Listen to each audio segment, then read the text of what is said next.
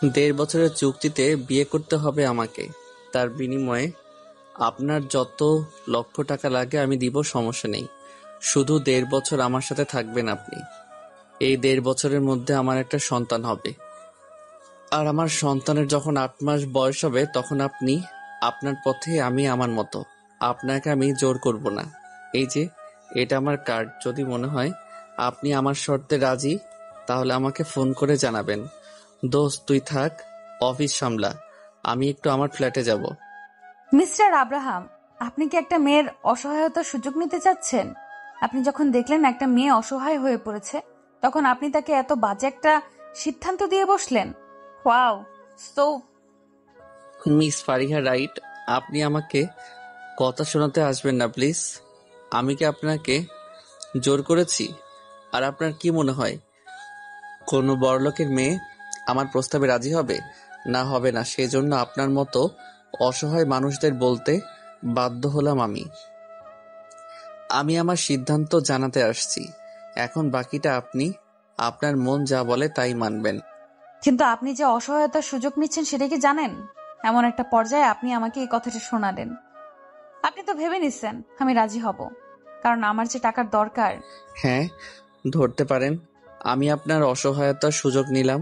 So আপনার টাকার দরকার হলে আমার কথা মানবেন না? হয় না। আমি সময় ওয়েস্ট করা পছন্দ করি না। কেন এমন করছেন আমার সাথে? আমি তো শুধু একটা জব চাই। প্লিজ আমার সাথে এমন করবেন না। যেখানে যাই সেখানেই টাকা চায়, আর আপনি তো শরীর কিনতে চাচ্ছেন। ফারিহার আর্তনাদ আব্রাহামের কানে পৌঁছায় না। গাড়ির চাবি আঙ্গুলের মাথায় ঘোরাতে ঘোরাতে অফিস থেকে বেরিয়ে যায়। আয়ানের পায়ের সামনে বসে ফারিয়া নিজের সমস্যার কথা বলে, কিন্তু আয়ান নিজেও কিছু বলতে পারছে না। অফিস তো আব্রাহামের, তাকে নিজের ভাইয়ের মতো দেখে বলে বসের একটা আসন দেয়। আয়ানের মা বাবা অ্যাক্সিডেন্টে মারা যাওয়ার পর থেকে আয়ান আব্রাহামের সাথেই থাকে। ফারিহা বুঝতে পারে কেউ তাকে ইন্টার পাশে জব দিবে না। যখন দিবেই না, তখন ইন্টারভিউর জন্য তাকে ডাকার কি দরকার ছিল? কেউ কেউ তো আরো বাজে প্রস্তাব দিয়েছে। ভাইটার দিকে তাকিয়ে ফারিয়া আজ এই স্থানে। যে ভাই ছোট থেকে মানুষ করলো, সেই ভাই আজ অসুস্থ। ১০-১২ লাখ টাকা লাগবে চিকিৎসার জন্য। যা টাকা ছিল 2 মাসে সবটা শেষ। ফারিহা অফিস রুম থেকে বেরিয়ে একটা রিক্সা ধরে বাড়ির পথেই রওনা হয়।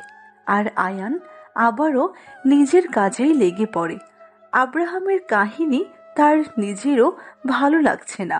এভাবে কি কোনো মেয়েকে সে পাবে? কিছু করার নেই। ফারিহার আশা বাদ দিয়ে অন্য মেয়েকে এই একই প্রস্তাব দিতে থাকে। ফারিহা বাসায় এসে ভাইয়ের মাথার কাছে বসে। মনির আস্তে আস্তে চোখ খুলে পিচ্ছি বোনটার দিকে তাকিয়ে বলে, এত দৌড়ঝাঁপ করতে তোকে কে বলেছে? ইন্টার পাশে ঢাকা শহরে চাকরি নেই, আমি মাস্টার পাস, সেজন্য একটা কোম্পানিতে চাকরি হয়েছিল। এখন তো কাজে যেতে পারি না আমি। তুই আর কোথাও যাস না? ভাইয়া, কেন আমাদের বাবা মা নেই? তারা থাকলে তো তোমার এত কষ্ট করতে হতো না। মা কেন আত্মহত্যা করেছিল বলো? তোমার পায়ে ইনফেকশন হচ্ছে দিন দিন, টাকা ছাড়া চিকিৎসা হবে কিভাবে? আমার চিন্তা করিস না, সারাদিন থেকে না খেয়ে আছিস, যা রান্না করে খাবার নিয়ে আয়। আমিও তো খাইনি কিছু। তুমি আমাকে ছোট থেকে মানুষ করেছো ভাইয়া। তুমি অসুস্থ আর আমি বাসায় বসে থাকবো? দিন চলতে হবে তো। মনির বলার মতো কিছু পায় না। পায়ের ব্যথায় কথা বলতেও কষ্ট হচ্ছে। একটা ছোট্ট অ্যাক্সিডেন্ট থেকে যে পায়ের এত বড় ক্ষতি হবে ভাবতেও পারেনি সে। এখন পা ফুলে সেখান থেকে মাংস পচার মতো হয়ে যাচ্ছে। ফারিয়া রহমান ছোটবেলায় বাবা মা মারা যায়। মা আত্মহত্যা করেছে তার বয়স যখন 5 তখন। শাশুড়ির অত্যাচার সহ্য করতে না পেরে সেই পথ বেছে নেওয়া তার। এসএসসির পর বোনটাকে নিয়ে বাড়ি থেকে বের হতে হয় তাকে। ফারিহা রান্না করে একটা প্লেটে খাবার নিয়ে মনিরের রুমে আসে। মনিরকে দেখে হাত থেকে খাবারের প্লেট পড়ে যায়। পায়ের আঘাতের জায়গাটা ফেটে ফেটে রক্ত পড়ছে। মনির বিছানায় ছটফট করছে। ফারিহা দৌড়ে বাইরে যায়। গাড়ি ঠিক করে এসে মনিরকে সাথে নিয়ে হাসপাতালে যায়। প্রায় 2 ঘন্টা পর এসে ডাক্তার জানায়, 4-5 দিনের মধ্যেই অপারেশন করতে হবে মিস ফারিয়া, না হলে আপনার ভাইয়ের পায়ের জায়গা থেকে খুলে পড়বে। তখন আমাদের কিছু করার থাকবে না, পা কেটেও ফেলতে হবে প্রয়োজন হলে। তাই আপনি তাড়াতাড়ি টাকার জোগাড় করুন। ফারিহা ভাবার জন্য সময় নেয় না। তার কাছে তার ভালো থাকার থেকেও ভাইয়ের ভালো থাকা বেশি জরুরি। সেখান থেকে রিক্সা ধরে সোজা সেই অফিসে যায়। আব্রাহাম ফারিহাকে দেখে বসা থেকে উঠে পড়ে। আব্রাহাম ফারিহাকে এখানে আশা করে নাই। আরে মিস ফারিহা যে, আপনাকে তো বলা হয়েছে আপনি এই পড়াশোনা দিয়ে আমাদের এখানে কোনো জব পাবেন না। আপনি এখন আসতে পারেন প্লিজ। আমি আপনার শর্তে রাজি আছি, কিন্তু তার আগে আমার ভাইয়ের চিকিৎসার ব্যবস্থা করতে হবে। আমার ভাই হসপিটালে ভর্তি আছে। প্লিজ, টাকা না হলে ভাইয়ের চিকিৎসা হবে না। এখানে মজা করতে আসছেন? সকালে তো খুব কথা শুনিয়ে চলে গেলে। দেখো, তুমি এখন আসতে পারো, আমি অন্যদের সাথে যোগাযোগ করব। প্লিজ স্যার, আমি মিথ্যা বলছি না। আমি আপনার সব শর্তে রাজি আছি। প্লিজ আপনি আমাকে সাহায্য করুন, না হলে আমার ভাইকে বাঁচানো সম্ভব হবে না। এই পেপারে সাইন করো। আর তোমার ভাই কোথায় আছে? আমাকে নিয়ে চলো। আয়ান একটা পেপার বের করে আব্রাহামের হাতে দেয়। আব্রাহাম ফারিহাকে পেপার দিলে পেপার না পড়ে ফারিহা সই করে দেয়। আব্রাহাম একটা স্বস্তির নিঃশ্বাস ফেলে। অবশেষে একটা আশা পূরণ হলো। ফারিহার সাথে অফিস থেকে বেরিয়ে যায়। ফারিহার চোখে পানি দেখে আব্রাহাম বিরক্ত হয়ে মনে মনে বিড়বিড় করে, মেয়ে মানুষ এত নাটকবাজ কেন? সব সময় তারা নাটক করে। আচ্ছা, তাদের টাকার লোভ কেন এত? টাকা থাকলে কি সুখী হওয়া যায়? এই যে মেয়েটা যে সিদ্ধান্ত নিল, তার আগে একটাবারও ভাবলো না জন্মের পর তার সন্তান মা ছাড়া একা একা বড় হবে কিভাবে। স্যার, এইভাবে দাঁড়িয়ে থাকবেন? ভাইয়া হসপিটালে একা আছে। কি করবেন একটু তাড়াতাড়ি করুন প্লিজ। আমি তো আপনার সব কথা শুনতে রাজি। তাহলে গাড়িতে গিয়ে উঠো, আমি আয়নের সাথে দেখা করে আসি একটু। সামনের গাড়িতে বসো, আমি আসতেছি। ফারিহা চোখের পানি মুছে গাড়িতে গিয়ে বসে। আব্রাহাম প্রায় 10 মিনিট পর আসে। পিছনের সিটে গিয়ে ফারিহার পাশে বসে। ড্রাইভার গাড়ি চালাতে শুরু করলে আব্রাহাম ফারিহার দিকে তাকিয়ে বলে, আমার একটা কথা জানা হয়নি। তোমার কি মেডিকেলে কোনো সমস্যা আছে নাকি? মানে বেবি হতে কোনো সমস্যা হবে না তো? না, আমি সুস্থ। ফারিহা দাঁতে দাঁত চেপে কথাটা বলে। অসহ্য লাগছে এসব তার। ভাইয়ের জন্য এমন একটা পথে পা বাড়ালো সে। যদি ভাই জানে তখন কি হবে? আর সে তো এক পুরুষে আসক্ত হতে চায়। তাহলে চুক্তি শেষ হওয়ার পর সে কি করবে? ফারিহার ধ্যান ভাঙ্গে গাড়ির ঝাঁকি লাগার জন্য। আব্রাহাম গাড়ি থেকে নামলে ফারিহা নেমে সামনে হাঁটতে থাকে। আব্রাহাম ডাক্তারের সাথে কথা বলে বলে মনিরের কাছে যায়। ছেলেটাকে এক পলক দেখে সেখান থেকে চলে আসে। ফারিহার থেকে নাম্বার নিয়ে বলে, চিন্তা করো না, তোমার ভাইয়ের কাগজপত্র রেডি করব 2-1 দিনের ভিতরে। আমি দেশের বাহিরে পাঠিয়ে দিব। সেখান থেকে একদম সুস্থ হয়ে ফিরবে, সমস্যা নেই। 2 বছর সময় লাগলে আমিও সব খরচ দিব। আর এই কয়দিন তোমার ভাইয়া হসপিটালে থাকবে। ধন্যবাদ। আপনি তাহলে যান। আমি বাসায় গিয়ে ভাইয়ার জন্য খাবার নিয়ে যাব রাতে।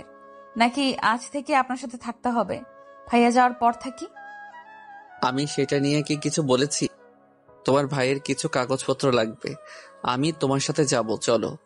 আর ওখানের বাসা ছেড়ে দিবে তুমি, কারণ তোমার ভাইয়া তো এখন বাসায় ফিরবে না, আর তুমি আমার সাথে থাকবে। আচ্ছা। ফারিহার সাথে আব্রাহামও তাদের ফ্ল্যাটে যায়। ফ্ল্যাট ঘুরে আব্রাহাম ভ্রু কুঁচকে গেল। কিছুই নাই রুমে। খুব দরকার যা সেগুলো আছে শুধু।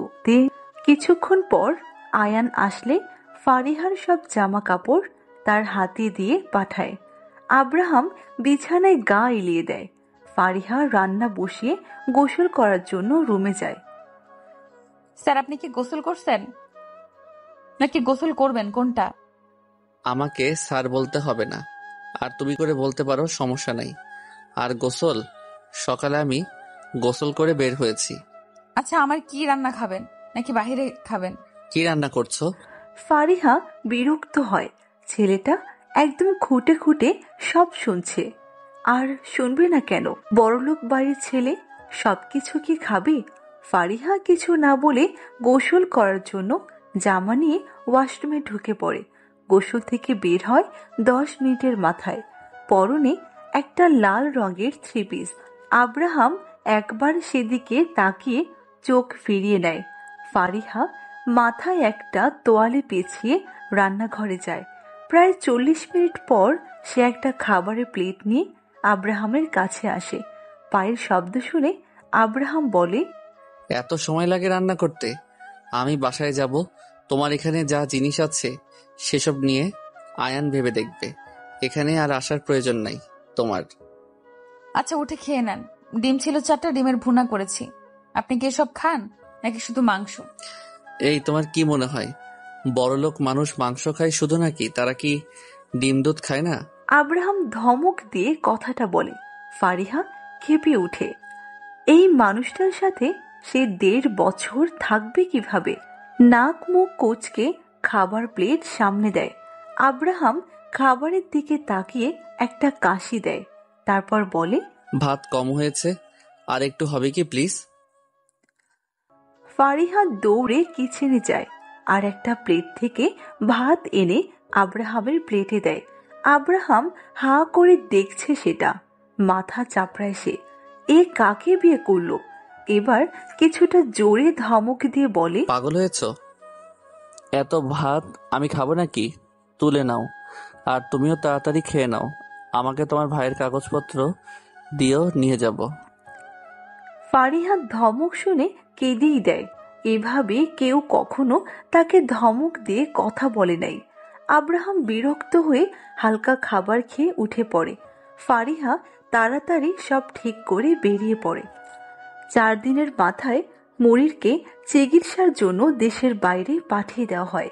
আজ রাত থেকে ফারিহা আব্রাহামের সাথেই থাকবে। সে জানেও না আব্রাহামের মা বাবা সাথে থাকবে নাকি একা। কিছু কাজ করছে না তার মাথায়। আব্রাহাম ফারিহাকে নিয়ে মার্কেটে যায়। 10টা শাড়ি, 15টা 3 পিস আর 10 সেট গেঞ্জি প্লাজো কিনে। ফারিহা হাঁ করে সব দেখে, শুধু মনে মনে একটা কথা বলে, বড়লোক বুঝি এমনই হয়।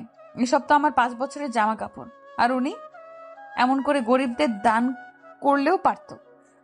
গলায় ঠোঁটের স্পর্শ পেয়ে ফারিহা নড়ে চড়ে ওঠে। স্পর্শটা আরো গভীর হয়। একসময় তা কামড়ে পরিণত হয়। ঘুম ভেঙে যায় ফারিহার। ধরপড়ে ঘুম থেকে উঠে পড়ে। পাশে আব্রাহামকে দেখে জোরে একটা শ্বাস নেয়। ঘড়ির দিকে তাকিয়ে দেখে এখন রাত 12:40। বিকালে মার্কেট করে নিজের ফ্ল্যাটে নিয়ে আসে আব্রাহাম। আব্রাহাম আর আয়ান এখানে থাকে। নিজস্ব ফ্ল্যাট এটা। সব কয়টা ফ্লোর ভাড়া দেওয়া আছে। 5 তলার পুরোটা নিজেদের জন্য রেখে দেয়। আব্রাহাম মা বাবার থেকে আলাদা থাকে। আব্রাহাম ফারিহাকে ফ্ল্যাটে রেখে বাইরে যায়। ফারিহা একা থাকতে থাকতে ঘুমিয়ে পড়ে একসময়। কিন্তু হঠাৎ কারো স্পর্শ পেয়ে ঘুমটা ভেঙে যায় ফারিহার। আব্রাহাম ফারিহার দিকে তাকিয়ে বলে, কোনো সমস্যা? এইভাবে ঘেমে যাচ্ছ কেন? এই ঠান্ডায় কেউ ঘেমে যায় নাকি? ওঠো, রাতে কিছু খাওনি, খেয়ে নিবে। আমাকে না বলে এভাবে কাছে আসবেন না। ঘুমের মধ্যে স্পর্শ পেলে ঘুম ভেঙে যায় আমার। আর আমি খাবো না, ঘুম ধরেছে, ঘুমাবো। মাথা ব্যথা করতেছে আমার। তোমাকে শুয়ে থাকার জন্য এখানে আনি নাই। চুপচাপ উঠে খাওয়া দাওয়া করো, আর আমি যা যা বলবো আজ থেকে সব মেনে চলবে। তোমার ভাইয়ের চিকিৎসা না হয় বন্ধ করে দিব, তাই উঠো, কথা বাড়িও না। ফারিহা ঘুম ঘুম চোখ নিয়ে উঠে পড়ে। হালকা খাওয়া দাওয়া করে বিছানায় গা এলিয়ে দেয়। ঘুমানোর জন্য চোখ বন্ধ করে। আব্রাহাম ল্যাপটপে কিছুক্ষণ কাজ করে রুমের লাইট অফ করে দেয়। একটা হাত ফারিহার কোমরে রেখে গলায় কিস করে। ফারিহা কেঁপে উঠে সরে যেতে চাইলে আব্রাহাম টেনে কাছে আনে, কানে কামড় দিয়ে বলে, কিছু বলবে? আমি খুব তাড়াতাড়ি বাচ্চা নিতে চাচ্ছি। তোমাকে খুব বেশি জ্বালাবো না। বাচ্চা আসার পর নিজের মতো থাকতে পারবে। তাই এখন কাছে আসা থেকে বাধা দিও না। সরে আসো এদিকে। না, আমি সেটা বলি নাই। আপনি এমন রেগে কথা বলছেন কেন? মানে হাজ কাছে না আসলে হয় না? আমার না খুব ঘুম পেয়েছে। আপনি এত রাত পর্যন্ত কোথায় ছিলেন? সেই কৈফিয়ত তোমাকে দিব না। আমার পার্সোনাল বিষয় নিয়ে কখনো প্রশ্ন করবে না। আর হ্যাঁ, একা একা এই বাড়ির বাইরে কখনো পা রাখবে না। ফারিহা মাথা নাড়িয়ে সম্মতি দেয়। আব্রাহাম ফারিহাকে নিজের সাথে চেপে নেয়। একসময় সম্পূর্ণভাবে অধিকার ফলায় সে। আব্রাহামের হাতের উপর মাথা রেখে ফারিহা ঘুমিয়ে পড়ে। আব্রাহাম উঠে গোসল করে অন্য একটা রুমে যায়। তার অসহ্য লাগছে সবকিছু। একটা বাচ্চার জন্য এই পথ বেছে নেওয়া তার। মেয়েদের সহ্য করতে পারে না সে। অফিসেও তেমন মেয়ে নেই, বেশিরভাগ ছেলে কাজ করে। উঠে গোসল করে নাও। সকাল 9টা বাজে। আমি অফিসে যাচ্ছি। কোনো কিছু দরকার হলে নাম্বারে ফোন দিও। যা খেতে ইচ্ছে করবে কাজের লোক আছে, তাদের বলে দিও।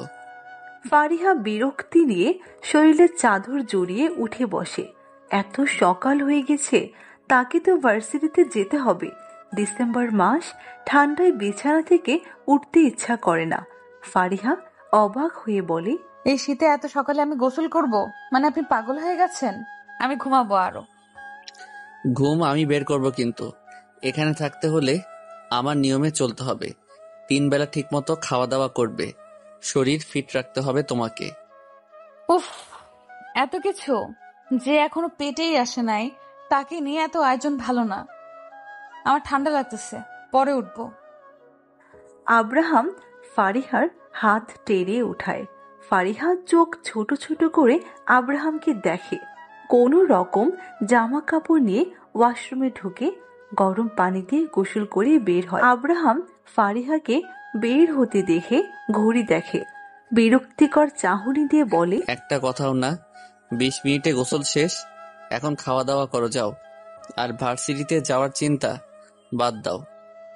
এই বাড়ি থেকে তোমার বের হওয়া নিষেধ। এক্সামের সময় এক্সাম দিবে ব্যাস। আর হ্যাঁ, আমি আর আয়ান ছাড়া কেউ ডাক দিলে দরজা খুলবে না, ওকে? কেন এত নিয়ম মানতে হবে? আমার এত পড়াশোনা, সেটা তো আমার জন্য খুব প্রয়োজন।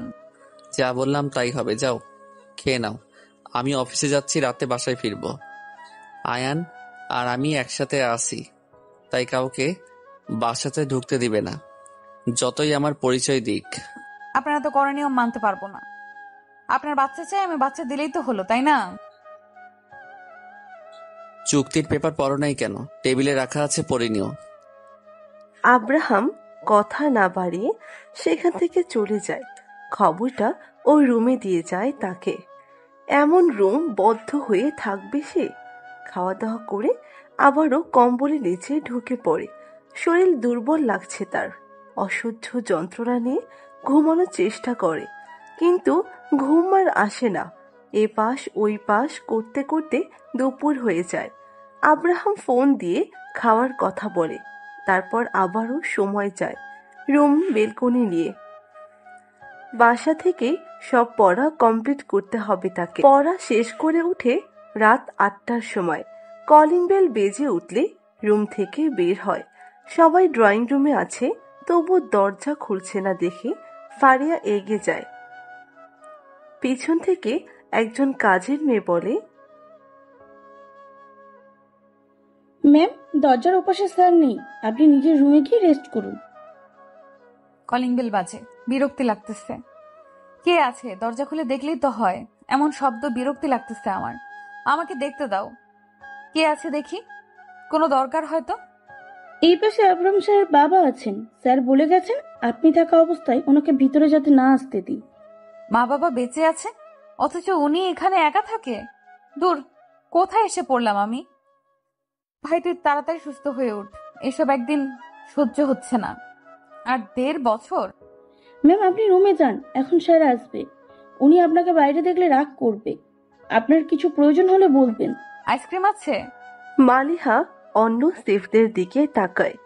সবাই মাথা নিচু করে আছে। ফারিহা বিরক্তি নিয়ে রুমে যায়। সব কয়টা আব্রাহামের গোলাম দেখে রাগ উঠে তার। ঠান্ডার সময় তো আইসক্রিম খাওয়ার মজাই আলাদা। এদের এটা কে বুঝাবে? নিজেকে অসুস্থ বানানোর খুব ইচ্ছে? বাচ্চা নিবে তুমি, আর এখন শরীর খারাপ করতে চাচ্ছ নাকি? ঠান্ডার সময় কিসের আইসক্রিম? এসব ঠান্ডা জিনিস বাদে খাবার চেয়ে নিও ওদের থেকে। ঠান্ডা জিনিস কেউ দিবে না। ফারিহা আব্রাহামের দিকে তাকায়। মাত্র রুমে আসলো আর এত কথা শোনাচ্ছে তাকে।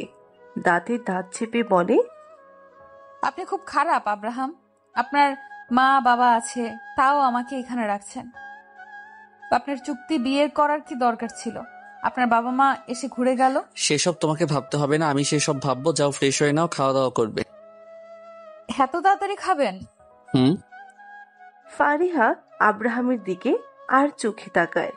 ছেলেটা কত সুন্দর, অথচ বিয়ে না করে এমন সিদ্ধান্ত কেন নিল সেটা ভাবছে মনে মনে। বাবা মার থেকেও আলাদা থাকে। ভাবনার মাঝে আব্রাহাম জামা চেঞ্জ করে বের হয়। ফারিহার দিকে তাকিয়ে বলে, খেয়ে নাও, চলো। তোমার ভাইয়া কথা বলবে তোমার সাথে। ডাক্তার ফোন করেছিল, আজ রাত 10টায় অপারেশন করবে পা।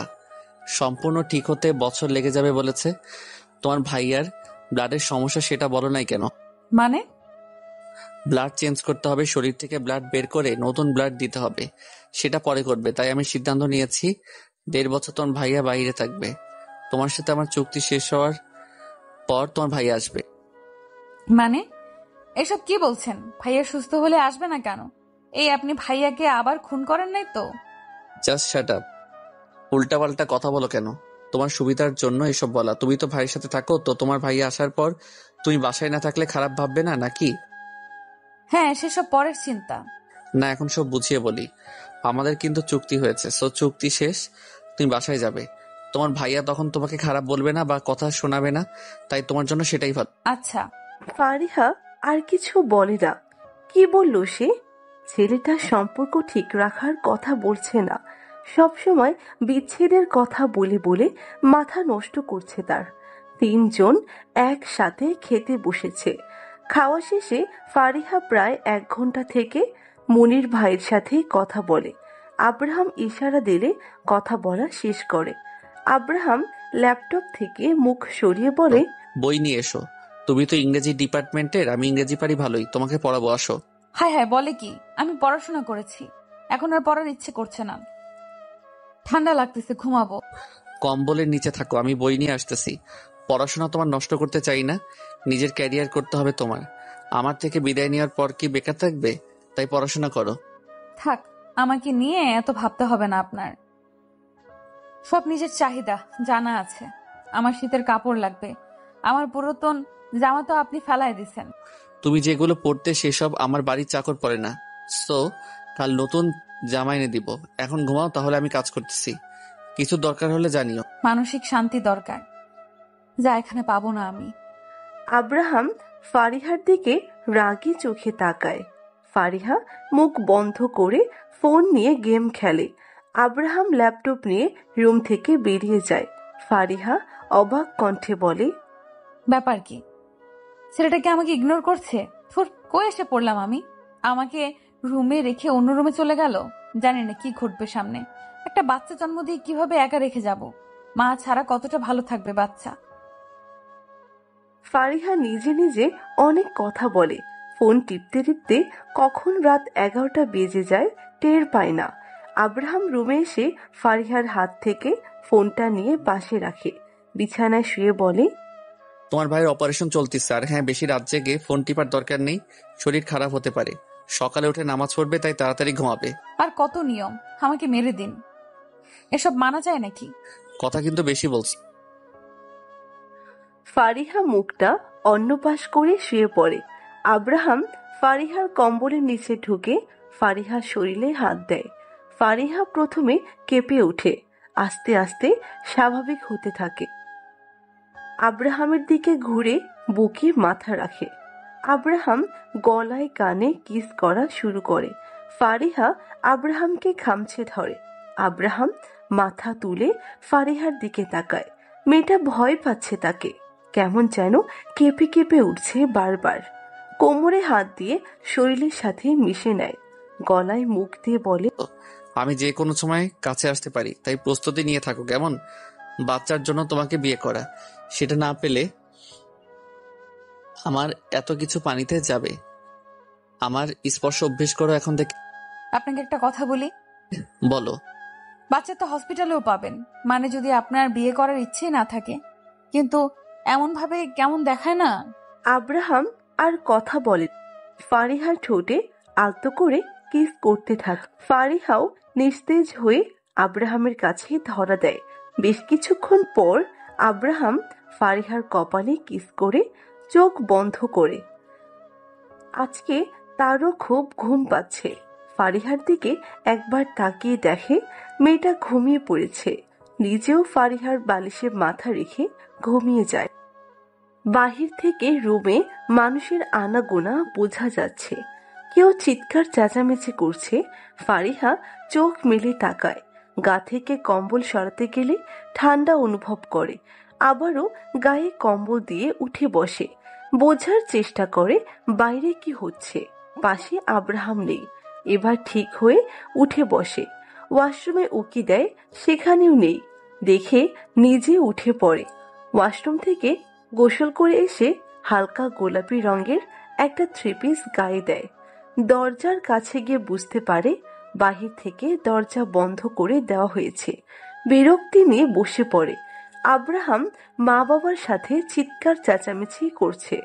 সব শেষে বিরক্তি হয়ে বলে, আমার যখন দরকার হবে তখন নিজে বাসায় যাব বলি নাই, তাও বারবার কেন এখানে আসো? আর কখনো আসবে না। আর আমার বউকে তোমরা দেখতেও পাবে না। আয়নের বাচ্চা তোর খবর আছে, তুই বাবাকে বিয়ের কথা কেন বলছিস? আয়ান মুখটা ছোট করে দেয়। ভেবেছিল আব্রাহামের মা বাবা বিয়ের কথা জানলে বাসায় নিয়ে যাবে, আর তখন আব্রাহাম এমন চুক্তি করে থাকতো না। কিন্তু উল্টো, এখন আব্রাহাম বাড়িতে তার বাবা মাকে ঢুকতে দিচ্ছে না। আব্রাহাম সবাইকে বাড়ি থেকে বেরিয়ে যেতে বলে। নিজের খাবার সহ ফারিহার খাবার নিয়ে মালিহাকে রুমে আসতে বলে। আব্রাহাম রুমে এসে দরজা ভিড়ে দেয়। ফারিহার দিকে তাকিয়ে বলে, মরার মতো ঘুমাও কেন? এত ঘুম কই থেকে আসে? মাথার চুল থেকে পানি পড়তেছে এখনো। চুল ভালো করে মুছে হাত ধুয়ে আসো, খাবার খাবে। আর ইমুতে তোমার ভাইয়ের নাম্বার আছে, ফোন দিয়ে কথা বলিও। বাহিরে এত কথা হচ্ছিল কেন? বাসায় কি কেউ এসেছিল? আর আপনি আমাকে রুমে আটকিয়ে রাখছেন কেন? দরকার ছিল। ফারিহা মুখ ভেঙ্গায়। আব্রাহাম সেদিকে তাকিয়ে চোখ গরম করে। ফারিহা একটা বালিশ কোলে নিয়ে আব্রাহামকে পরখ করে। চাপ দাড়ি, মাথায় কালো ঘন চুল, হালকা গোলাপি ঠোঁট। ইস, মারাত্মক আকৃষ্ট করবে সবকিছু। মানুষ সহজে প্রেমে পড়বে এই মানুষটার। ফারিহার তাকানো দেখে আব্রাহাম নেড়ে চেড়ে বসে। ঠান্ডা লেগে গেলে সমস্যা হবে, বাচ্চারও ঠান্ডা লাগবে। নামাজ পড়ার কথা ছিল, উঠো না। জোহর থেকে নামাজ পড়বে, কোনো কৈফিয়ত শুনবো না। যাও হাত ধুয়ে খেতে বসো। আর কিছু খাবে? আব্রাহাম ফারিহার চুলের পানি মুছতে মুছতে কথাটা বলে। ফারিহা উঠে হাত ধুয়ে খেতে বসে। আব্রাহাম নিজেও খেয়ে নেয়। ফারিহা খেতে খেতে বিড়বিড় করে, ইস, এত কেয়ার! হাজবেন্ডের এমন কেয়ার পেলে তো সব স্ত্রী খুশি হবে, সুখী হবে। কিন্তু ছেলেটা তো আমাকে বাচ্চার জন্য এত কেয়ার করছে, যে এখনো পৃথিবীতেই আসে নাই, তাকে নিয়ে এত আদর।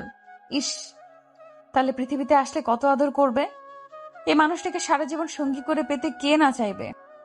বিড়বিড় না করে খেয়ে নাও আর পড়াশোনা করো ঠিক মতো। একজন টিচার তোমাকে বাড়িতে পড়াতে আসবে, 10টা থেকে পড়াবে, তাই পড়ার জন্য তৈরি হও। শুনুন, আমি না আইসক্রিম খাবো, একটা কিনে দেন না কেন? আপনার তো অনেক টাকা, মাত্র একটা খাবো, বেশি না। ফারিহা, বেশি বুঝতে যাবে না। ঠান্ডার সময় কোনো মানুষ আইসক্রিম খায়? অন্য কিছু খেলে বলো, নিয়ে যাচ্ছি।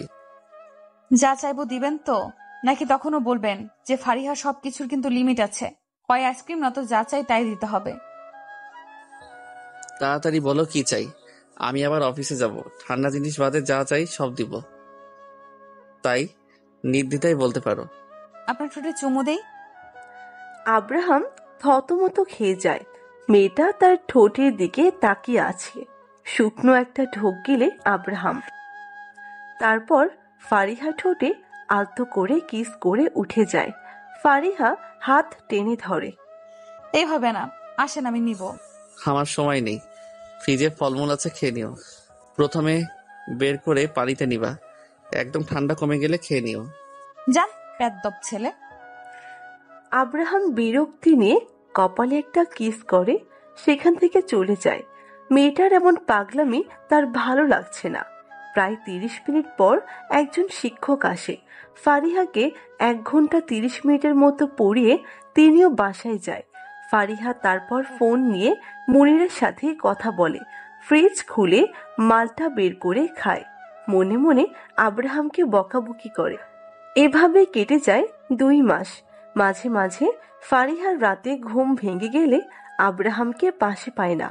এটা তার কাছে কেমন যেন লাগে।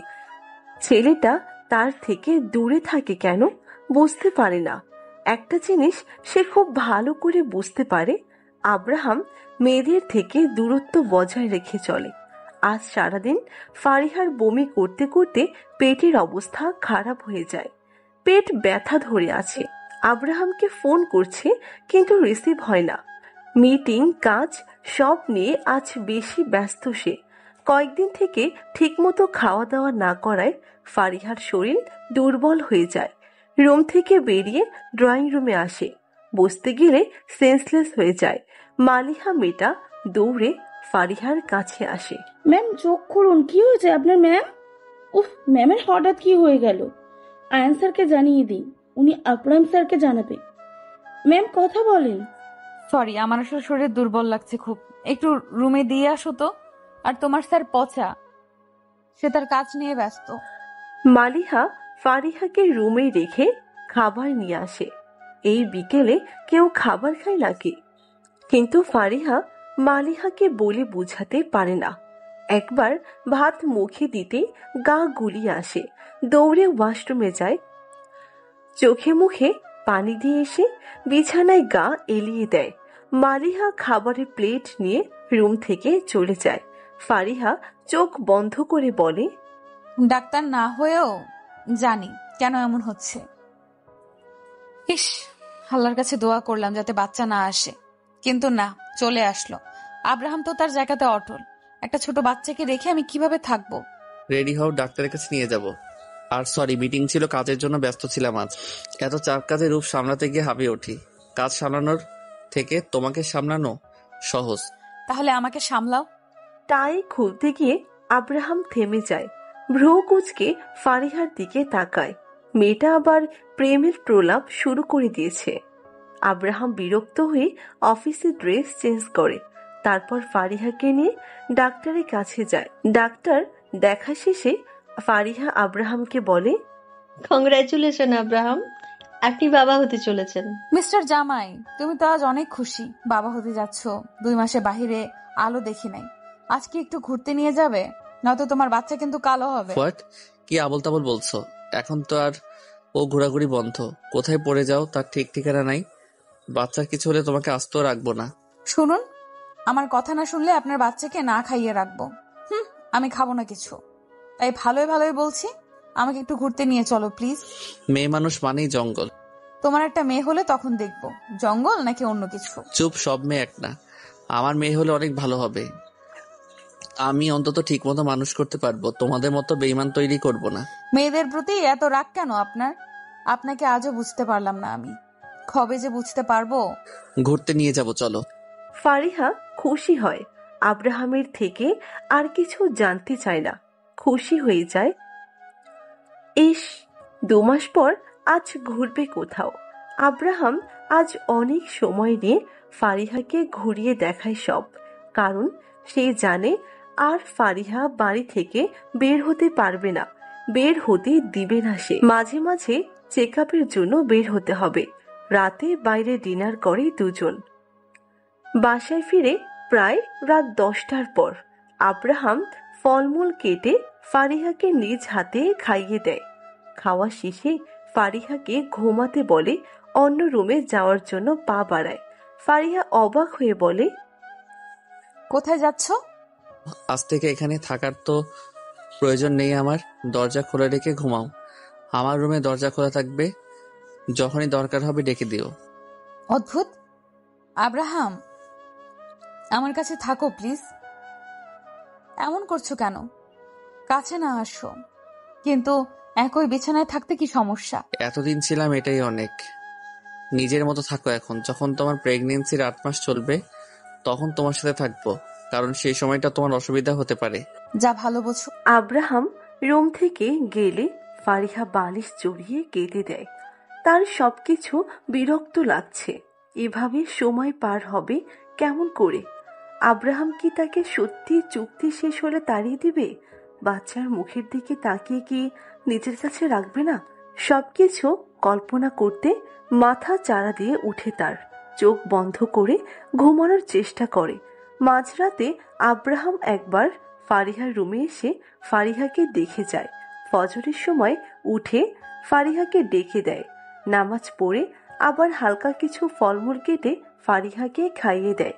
ফারিহা বমি করে দেয়। আব্রাহাম বিরক্ত হয়ে বলে, উফ, সব তো বমি করে বের করে দিচ্ছ। তাহলে পেটে কি থাকলো? থামো, আমি আরো কিছু খাবার এনে দেই। হ্যাঁ, এক কাজ করো, আমার গলায় ভাতের পাতিল বেঁধে দাও, ফলমূলের দোকান বেঁধে দাও, তাহলে যখন ইচ্ছে তখন খেতে পারবো। এমন রাগ করছো কেন? আমি তো ভালো কথা বলছি। তোমার মেয়েরা বেশি বুঝতে যাও কেন, ইডিয়েট? ফারিহা আব্রাহামের গলা জড়িয়ে ধরে আর বারবার বলে, তোমার তো সমস্যা নাই, আমি তো খাবো, তাই না? দাও দাও, বেঁধে দাও। আব্রাহাম বিরক্ত হয়ে রুম থেকে চলে যায়। ফারিহা মুখটা ছোট করে বলে, শয়তান ছেলে, আমাকেও খেয়ে মেরে ফেলবে। নিজে খায় না আর আমাকে 2 মাসে মোটা বানিয়ে দিছে। এবার খাওয়াতে আসো, কি করি দেখে নিও। ধরো, খাও। ফারিহা চিৎকার দিয়ে উঠবে, সাথে সাথে আব্রাহাম মুখ চেপে ধরে বলে, আরে খাবার আনি নাই তো। এই সময় নাকি মেয়েরা টক পছন্দ করে, সেজন্য টক খাবে। নাও, তেঁতুলের আচার, বড়ই আচার, জলপাই আচার আর চালতার আচার আছে। আগে বলবে তো। ফারিহা তাড়াতাড়ি করে বয়ামের মুখ খুলে হাত ঢুকিয়ে দেয়। আব্রাহাম ধমক দিয়ে চামচ এনে দেয়। ফারিহা মজা করে আচার খেতে থাকে। আব্রাহাম হাঁ হয়ে যায়। তাড়াতাড়ি বয়ম ছিনিয়ে নেয়। একটা বয়ম থেকে প্রায় অর্ধেক সাবার করে দিয়েছে। এসব কি? খেতে দিয়ে বয়াম দিচ্ছ কেন? ও, তুমি খাবে? আমাকে বললেই হয়। এইভাবে বয়ামের দিকে তাকিয়ে আছো কেন? লালা পড়বে বাচ্চা। নাল কি? আল্লাহ, কোন পাগলের পাল্লায় পড়লাম? এসব কি বলে ও? আব্রাহাম অবাক হয়ে কথাটা বলে। ফারিহা কাঁদো কাঁদো মুখ নিয়ে হাত বাড়িয়ে দেয় আব্রাহামের দিকে। ভাবে আর কিছু আচার তাকে দিবে, কিন্তু না, আব্রাহাম বয়াম বাইরে রেখে আসে। ফারিহা মন খারাপ করে পেটে হাত দেয়। তারপর বলে, বাবু, তোমার বাবাই অনেক পচা। আমাকে আচার খেতে দিয়ে আবার ছিনিয়ে নিয়ে গেল, দেখেছো? বড় হয়ে তুমি বাবাইকে বকা দিও কেমন? তোমার বাবাই ভালো না। আর কিছু? চুপচাপ ঘুমাও। তুমি ভালো না। হ্যাঁ, আমি জানি। ফারিহা রেগে বালিশ নিয়ে শুয়ে পড়ে। আব্রাহাম মনে মনে হাসে কিছুক্ষণ, উঠে ফারিহার কাছে যায়। ফারিহার মাথা নিজের কোলে নিয়ে চুলে বিলি দিয়ে দেয়। ফারিহা উঠতে চাইলে আব্রাহাম বাধা দেয়। আব্রাহাম নিজে ফারিহার সাথে শুয়ে পড়ে। ফারিহা আব্রাহামের বুকের সাথে নিজেকে চেপে নেয়। আব্রাহাম জোরে শ্বাস নিয়ে বলে, কেন এত কাছে আসে কেউ? বুকের মধ্যে কি ঢুকে যাবে? ফারিহা, একটা কথা বলি, আমাকে ভালোবেসো না প্লিজ। আমি তোমাকে ভালোবাসতে পারবো না। আমার থেকে কষ্ট ছাড়া তুমি কিছু পাবে না। আব্রাহাম ফারিহার কপালে চুমু দিয়ে কথাটা বলে। এভাবে সময়গুলো কেটে যায়। কেটে গেছে আরো 8 মাস। ফারিহা ঘুমের মাঝে ভয় পেয়ে উঠে বসে। আব্রাহাম তখন রুমে বসে ল্যাপটপে কাজ করছিল। ফারিহার 10 মাসই পড়েছে। ডাক্তার বলে দিয়েছে এই মাসের 9-10 তারিখে নর্মালি বেবি হবে, না হলে সিজার করতে হবে। আর সেখানে আজ 7 তারিখ। আব্রাহাম তাড়াতাড়ি ফারিহার কাছে আসে, ফারিহার মাথা নিজের বুকের সাথে চেপে ধরে। বাজে স্বপ্ন দেখছো? স্বপ্ন তো স্বপ্ন, সেটা নিয়ে এত ভয় পাওয়ার কিছু নেই। আমি তোমাকে ছাড়া কিভাবে থাকবো? এই 10 মাসে তোমার প্রতি ভালোবাসা তৈরি হয়েছে। তুমি এতটা অভিমানী যে আমি তোমার অভিমানে মিশে গেছি। সেই অধিকার আমি তোমাকে দিতে চাই না। পাগলামি করছো কেন? আমাদের বিয়েটা চুক্তি। ভালোবাসা না এক বিন্দুও। চুপ থাকবে? এসব বিষয়ে আমি কথা বলতে চাই না। একটু ভালোবাসা দিলে কি হবে? উফ ফারিহা, তোমাকে বলছি না চুক্তি শেষ। তুমিও এখান থেকে বিদায় নিবে, সো একটা কথাও শুনতে চাই না। ঘুমাও। আমার প্রচুর পেট ব্যথা করতেছে, মরে যেতে ইচ্ছে করতেছে। ফারিহা, বলছি না এসব কথা কখনো মুখে নিবে না। কিছু হবে না, আমি আছি তো। আব্রাহাম ধমক দেয় একটা। ফারিহা চোখ মুখ শক্ত করে ব্যথা কমানোর জন্য অপেক্ষা করছে। শেষে বিরক্ত হয়ে বলে, একটু পানি দাও, পেট টান টান হয়ে আছে আমার, ভালো লাগতেছে না কিছু, ঘুমাতেও পারতেছি না। ঘুমানোর চেষ্টা করো, আমি ডাক্তারের সাথে কথা বলছি। ওয়েট, নড়াচড়া করো না বেশি, বাচ্চার অসুবিধা হতে পারে। হ্যাঁ, আমি মরে গেলেও তোমার কিছু যায় আসে না, বাচ্চা তো তোমার জন্য সব। অসহ্য। উফ, বাচ্চা জন্ম দিতে গিয়ে যে কোনো একজন মরেই যায় যেন। দোয়া করো, আর এসব ভালো লাগছে না আমার। বেশি কথা বলো কেন? ফারিহা আর কোনো কথা বলে না, আব্রাহামের কাছ থেকে মুখ ফিরিয়ে নেয়। আব্রাহাম ফারিহাকে পানি খাওয়ায়, তারপর ডাক্তার রেহেনার সাথে কিছুক্ষণ কথা বলে। ফোন রেখে ফারিহার কাছে আসে, রেডি হতে বলে, হসপিটালে নিয়ে যাবে সে কারণে। ফারিহাও আর কিছু বলে না, আব্রাহাম যা বলে তাই শুনতে হয় তাকে, তাই এটা নিয়ে কথা না বাড়ানোই ভালো। 20 মিনিট পর হাসপাতালে পৌঁছে তারা। ফারিহাকে অপারেশন রুমে নিয়ে যাওয়া হয়েছে। এদিকে রুমের বাইরে আব্রাহাম পায়চারি করছে, ভয় হচ্ছে তার। আয়ান তাকে সান্ত্বনা দিচ্ছে। আব্রাহাম মনে মনে বলে, আল্লাহ আমার বাচ্চার যেন কিছু না হয়, তাকে আপনি সুস্থ অবস্থায় আমার কাছে ফিরিয়ে দিন। সেই আমার কাছে সুখ, তাকে ছাড়া আমি একদিন নিঃস্ব হয়ে পড়ব। আপনার ছেলে হয়েছে স্যার? আব্রাহাম ছলো ছলো চোখ নিয়ে ডাক্তারের কোলের দিকে তাকিয়ে থাকে। আব্রাহামের এভাবে তাকানো দেখে ডাক্তার বলে, আমাদের মিষ্টি খাওয়াতে হবে কিন্তু। এত কিউট বাচ্চা জন্ম দিয়েছেন আপনার ওয়াইফ, ওনার তো দামি উপহার পাওয়া প্রয়োজন। সমস্যা নেই, যত মিষ্টি খাবার খেতে পারেন। আব্রাহাম কথাটা বলে সামনে পা বাড়ায়। একটা মহিলা ডাক্তার কোলে বাচ্চা নিয়ে দাঁড়িয়ে আছে। আব্রাহাম কাছে গিয়ে বাচ্চাকে কোলে নেয়, তার হাত কাঁপছে। প্রথম কোনো ছোট্ট বাচ্চাকে ছুঁয়ে দেখবে সে। টুপ করে তার চোখ থেকে এক ফোঁটা জল বাচ্চাটির শরীরের উপর পড়ে। বাচ্চা কেঁদে ওঠে। আব্রাহাম ভয় পেয়ে যায়। আব্রাহামের বিচলিত হওয়া দেখে ডাক্তার হালকা হাসে। স্যার ভয় পাবেন না, বাচ্চাকে ঠিক করে ধরে রাখেন। আমার ছেলে কান্না করছে যে। ছোট বাচ্চা, এই জন্য কান্না করবে, এটাই স্বাভাবিক। আপনার ওয়াইফকে কেবিনে শিফট করে দেওয়া হয়েছে, উনি আলহামদুলিল্লাহ সুস্থ আছে, আপনি দেখা করতে পারেন। উফ, ফারিহার কথা মাথা থেকে বেরিয়ে গেছিল আমার। ইস, মেয়েটা আমার জন্য কত কি করছে। আর আমি আসলে আমি কি সত্যি মেয়েদের ঘৃণা করি? তাহলে একটা মেয়ের সাথে 10টা মাস কিভাবে থাকলাম? আব্রাহাম বিড়বিড় করে আয়ানের দিকে তাকায়। আয়ান আব্রাহামের চাহনি বুঝতে পেরে বলে, যা মেয়েটাকে একটু দেখে আয়, তোকে তোর উপহার দিল। দেখেছিস তোর ছেলে কত সুন্দর? আমার ছেলের আমার মতো হয়েছে। আব্রাহামের কথা শুনে আয়ান হালকা হাসে। আয়ান আব্রাহামের থেকে বাচ্চাটাকে নিয়ে আব্রাহামকে ফারিহার কাছে যেতে বলে। আব্রাহাম মাথা নাড়িয়ে ধীর পায়ে ফারিহার বেডের দিকে যায়। আব্রাহাম গিয়ে দেখে ফারিহার হাতে সেলাইন চলছে। ভয় পেয়ে বলে, তোমার কি কিছু হয়েছে ফারিহা? না। এভাবে কপালে হাত দিয়ে শুয়ে আছো যে, আর কান্না করছো কেন? শরীর ব্যথা করছে কি? মনের ব্যথা বোঝার ক্ষমতা তোমার হয়নি আব্রাহাম। আমার কষ্ট হচ্ছে, আর মাত্র কয়েকটা মাস, তারপর তোমার থেকে আমি আলাদা হয়ে যাব। আমার সন্তান ছেড়ে অন্য একটা শহরে থাকতে হবে আমাকে। ধন্যবাদ এত সুন্দর একটা মুহূর্ত উপহার দেওয়ার জন্য। আলহামদুলিল্লাহ, তুমি আর আমার সন্তান দুজনে সুস্থ আছো। বাবুকে দেখবে না? একদম আমার মতো হয়েছে, জানো না? নিয়ে আসো, তোমার মতো হলেও তোমার মন মানসিকতার মতো যেন না হয়। তাহলে জানি না কত মানুষ কষ্টের মধ্যে দিয়ে সময় কাটাবে। ভুলে যাবে না, টাকার বিনিময়ে তুমি এখানে পড়ে আছো। টাকা ছাড়া কেউ কাউকে চিনে না। আজ টাকা আছে বলে যে কাউকে নাচানাচি করাতে পারবো আমি। তুমি বড়ই পাষাণ আব্রাহাম, ভালো লাগছে না। তুমি এখন যেতে পারো। আর ধন্যবাদ কেন দিচ্ছ? টাকার জন্যই তো সন্তান দিলাম, তাই এইটা দিয়ে লজ্জা দিও না। বাচ্চাকে দিয়ে কই যাবে, যাও। বাচ্চা নিয়ে পালানোর শখ? ফারিহা চোখ বন্ধ করে নেয়।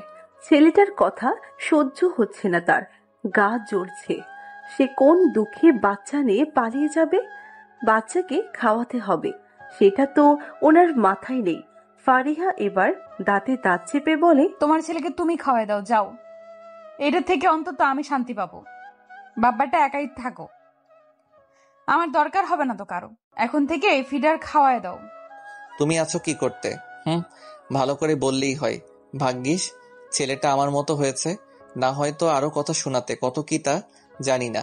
কোন দিন বলবে এটা বাচ্চা তোমার না, আমাকে দাও। তোমার মতলব ভালো ঠেকছে না। আমার ছেলেকে তোমার থেকে দূরে রাখতে হবে। ফারিহা হা হয়ে সব শুনছে, বিরক্ত হয়ে মুখ অন্যদিকে করে। আব্রাহাম নিজেও বিরক্তিকর একটা চাহনি দিয়ে ছেলেকে এনে ফারিহার একটা হাতের উপর শুইয়ে দেয়। ফারিহার দিকে তাকিয়ে, আমার ঈদকে খাওয়াই দাও, তারপর রেস্ট নিও। বিকালে তোমাকে বাসায় নিয়ে যাব। তাছাড়া এখন তোমার ঘুমানো উচিত। সারা রাত তো ঘুমাতে পারো নাই। রিত, হ্যাঁ, আমার ছেলের নাম রিত। বড় হয়ে ছেলেটাকে ডাক্তার বানিও। নো, বিজনেসম্যান হবে। ডাক্তার সবচেয়ে বেইমান বেশি করে। সুন্দরভাবে মিথ্যা কথা গুছিয়ে বলতে পারে তারা। ডাক্তার কিন্তু তোমার রিতকে পৃথিবীর আলো দেখাতে সাহায্য করেছে, আর তাকেই তুমি খারাপ বলছো? অসুস্থ হলে ডাক্তার সেবা করবে তোমার। ঘৃণা করি ডাক্তারকে। আমি মরে গেলেও ডাক্তারের কাছে আসবো না। দেখে নিও তুমি, যদি মৃত্যুর 1 মিনিট আগেও জানতে পারি যে ডাক্তার দেখাতে আসলে আমি সুস্থ হব, তাও আসবো না। অদ্ভুত। আব্রাহাম হালকা হেসে কেবিন থেকে বেরিয়ে যায়। বাচ্চার সাথে সারাদিন কেটে যায় দুজনে। বিকেলে ফারিহাকে আব্রাহাম বাসায় নিয়ে আসে। সন্ধ্যার সময় ফারিহা শুয়ে হৃদের মুখের দিকে তাকিয়েছিল। তখন আব্রাহাম বলে, এভাবে তাকিয়ে আছো কেন? নজর লেগে যাবে তো। আব্রাহাম রেগে একটা ঝাড়ি মারে। ফারিহা মুখ ভেঙাতেই অন্য দিক হয়ে শুয়ে পড়ে। সারাদিন হৃদের সাথে দুষ্টমি করা আব্রাহামের মূল কাজ। ফারিহাকে কাছেও ঘেঁষতে দেয় না ঠিক মতো। শুধু খাওয়ানোর সময় ফারিহা, বাচ্চার জামা কাপড় ধোয়া, গোসল করানো সব আব্রাহাম একাই করে। ফারিহা সব দেখে একটা দীর্ঘশ্বাস ফেলে। চোখের সামনে ছেলেটাকে তার থেকে হারিয়ে যেতে দেখছে। হৃদের বয়স এখন 6 মাস চলে। হামাগুড়ি করে সে বাবাইয়ের কাছে যেতে পারে। প্রথম বলি বাবা দিয়ে শুরু হচ্ছে তার। দুপুর 3টা। ফারিহা খাওয়া দাওয়া করে ফোনটা হাতে নেয়। একবার মেঝেতে চোখ দেয়। হৃদ তার বাবাইয়ের কোলে হাসাহাসি করছে। ফারিহা মনিরের কাছে ফোন দেয়। ভাইয়া, কেমন আছিস? ওই দেশে যা পাইছো সেটাই অনেক। এত টাকা পয়সা আমার ভালো লাগে না। যাদের টাকা বেশি তারা সুখী, কিন্তু অন্যদের সুখ ছিনিয়ে নিতে ওস্তাদ।